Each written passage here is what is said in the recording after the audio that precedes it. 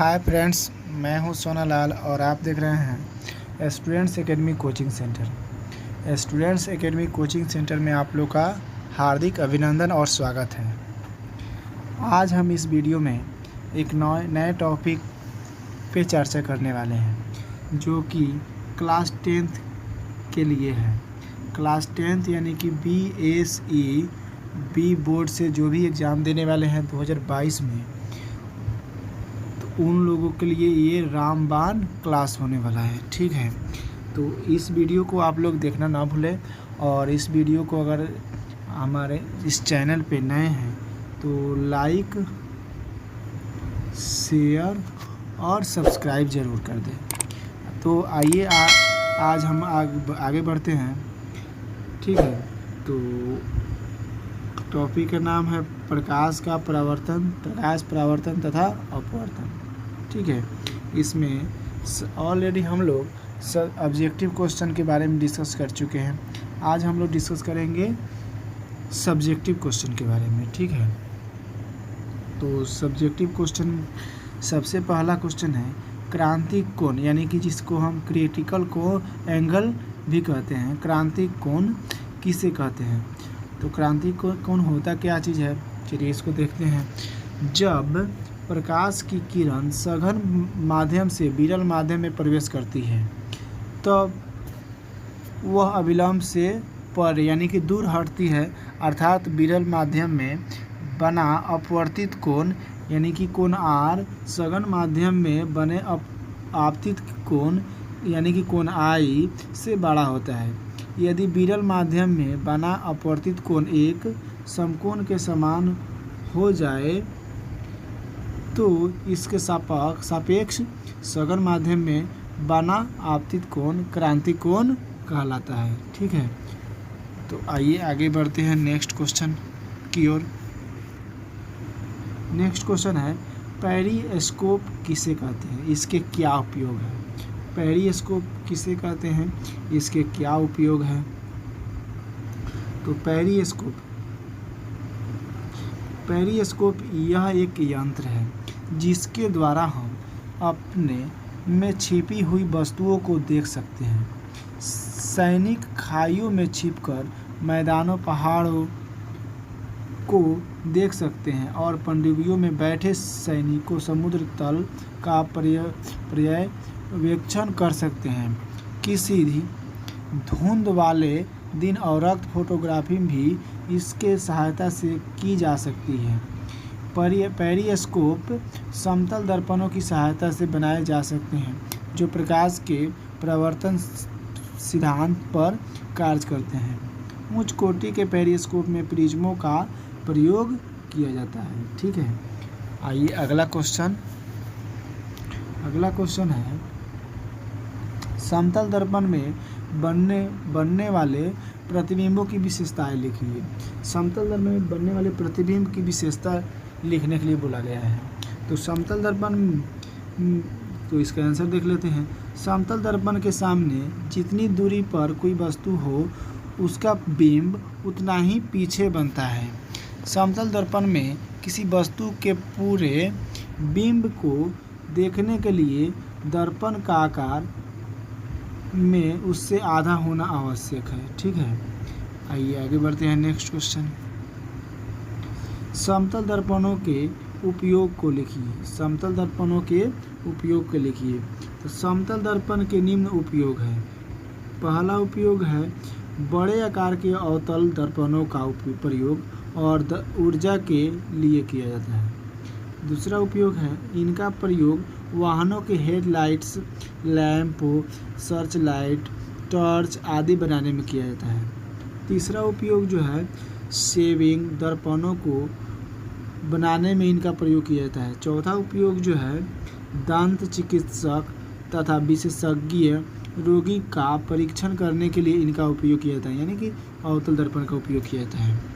आइए next question, प्रकाश का अपवर्तन क्या है? इसके नियमों को लिखें। प्रकाश का अपवर्तन, तो प्रकाश के अपवर्तन के दो नियम हैं, आपतित किरण, अपवर्तित किरण तथा आपतन बिंदु पर अभिलंब तीनों एक ही तल में होते हैं। पहला नियम हो गया। दूसरा नियम, जब एक ही रंग के प्रकाश की किरण किन्हीं दो माध्यमों के सीमा तल पर तिरछी आपतित होती है तो आपतन कोण की ज्या तथा अपवर्तन कोण की ज्या यानी कि साइन का अनुपात एक ही नियतांक में था। इस नियम को हम स्नेल का नियम भी कहते हैं। ठीक है, अगला क्वेश्चन, समतल दर्पण द्वारा उत्पन्न आवर्धन +1 है, इसका क्या अर्थ है? ये बहुत इम्पोर्टेंट क्वेश्चन है। एक समतल दर्पण द्वारा उत्पन्न आवर्धन +1 होने का अर्थ है कि समतल दर्पण के द्वारा जिस वस्तु का प्रतिबिंब बन रहा है उस वस्तु द्वारा का साइज दर्पण द्वारा बनाए गए प्रतिबिंब के साइज के बराबर होता है। धनात्मक चिन्ह यह दर्शाता है कि प्रतिबिंब सीधा तथा आभासी है। ठीक है, नेक्स्ट क्वेश्चन, उत्तल लेंस के दो उपयोग बताएं। उत्तल लेंस के दो उपयोग इस प्रकार हैं। नेत्र से दूर दृष्टि दोष को सुधारने में। दूसरा है छपाई के छोटे छोटे अक्षरों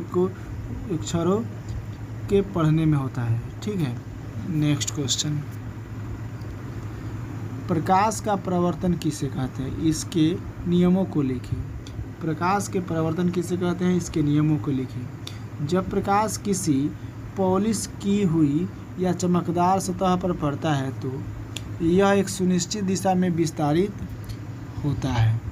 किसी पॉलिश की हुई प्रकाश की एक सुनिश्चित दिशा के रूप में बदलने की परिघटना को परावर्तन कहते हैं। प्रकाश के परावर्तन के दो नियम हैं।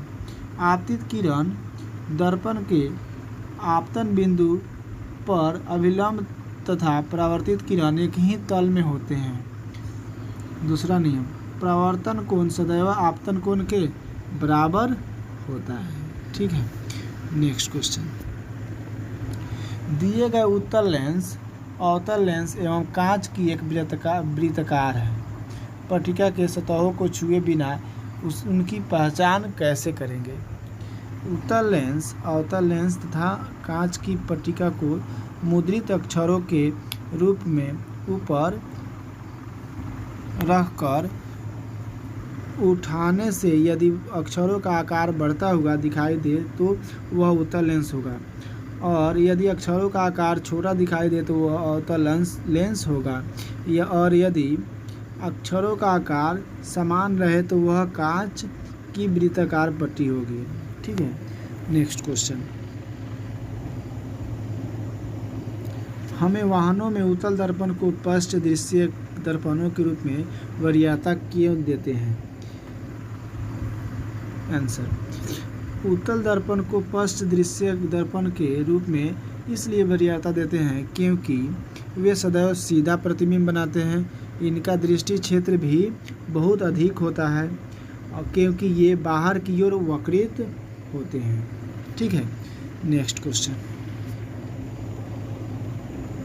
उत्तल लेंस को अभिसारी लेंस क्यों कहा जाता है? क्योंकि इसका आंसर, उत्तल लेंस के द्वारा आपतित समांतर किरणें अपवर्तन के फलस्वरूप एक बिंदु पर मिलती है, यानी उत्तल लेंस प्रकाश के समांतर किरणों को अपसारित करता है। अतः उत्तल लेंस को इसी गुण के कारण अभिसारी लेंस कहते हैं। ठीक है, नेक्स्ट क्वेश्चन, उत्तल दर्पण तथा अवतल दर्पण में क्या अंतर है? तो उत्तल दर्पण, इसमें परावर्तन करने वाले चमकीला तल अंदर धंसा होता है। उत्तल दर्पण, इसमें परावर्तन करने वाले चमकीला तल बाहर को उभरा होता है। दूसरा, इसमें वास्तविक और आभासी दोनों प्रकार के प्रतिबिंब बनते हैं। उत्तल दर्पण में केवल आभासी प्रतिबिंब ही बनता है। इसमें प्रतिबिंब उल्टा और सीधा दोनों बनते हैं। उत्तल दर्पण में प्रतिबिंब हमें केवल सीधा ही बनता है। 4 नंबर, इसमें प्रतिबिंब बड़ा, छोटा और वस्तु के आकार का तीनों प्रकार का बनता है। लेकिन उत्तल दर्पण में प्रतिबिंब हमेशा छोटा ही बनता है। नेक्स्ट क्वेश्चन, उत्तल दर्पण तथा अवतल दर्पण में अंतर स्पष्ट करें।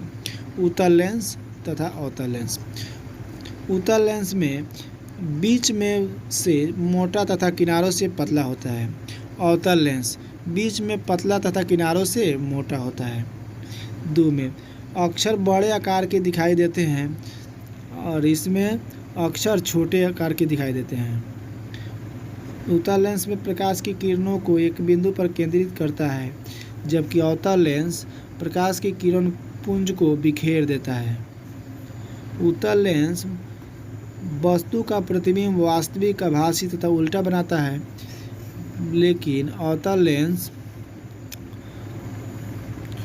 वस्तु का प्रतिबिंब आभासी और सीधा बनाता है। उत्तल लेंस में लेंस को बाईं तरफ हिलाए तो प्रतिबिंब दाईं तरफ गति करता है, लेकिन अवतल लेंस में को बाईं तरफ हिलाए तो प्रतिबिंब बाईं तरफ हटेगा। इसकी फोकस दूरी धनात्मक होती है और अवतल लेंस की फोकस दूरी ऋणात्मक होती है। वास्तविक तथा आभासी प्रतिबिंब में क्या अंतर है? वास्तविक प्रतिबिंब को पर्दे पर प्राप्त किया जा सकता है, जबकि आभासी प्रतिबिंब को पर्दे पर प्राप्त नहीं किया जा सकता है। वास्तविक प्रतिबिंब सदैव उल्टे होते हैं, जबकि आभासी प्रतिबिंब सदैव सीधे होते हैं। वास्तविक प्रतिबिंब दर्पणों के आगे बनता है, जबकि आभासी प्रतिबिंब दर्पण के पीछे बनता है। प्रकाश के परावर्तन किसे कहते हैं? इनके 2 नियम लिखें। प्रकाश के किरणों का किसी वस्तु से टकराकर लौटने की घटना को प्रकाश का परावर्तन कहते हैं। प्रकाश के परावर्तन के 2 नियम हैं। आपतित किरण, परावर्तित किरण तथा आपतन बिंदु पर डाला गया अभिलंब एक ही तल में होता है। आपतन कोण परावर्तन कोण के बराबर होता है। ठीक है।